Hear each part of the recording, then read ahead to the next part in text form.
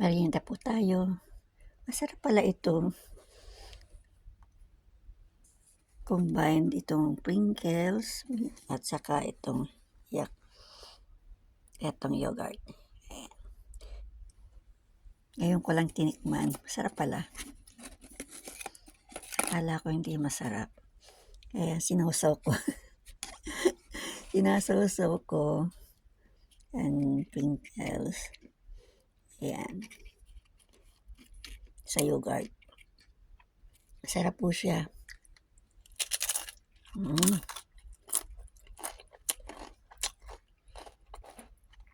Nalaban yung tamis at saka yung alat. Malaban. Promise masarap. Subukan ko lang. Kasi matagal na itong stock dito.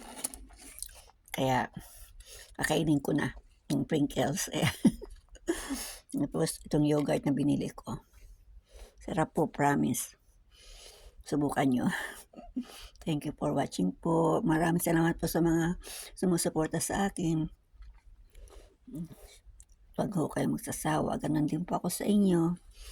Bye-bye po. Thank you very much.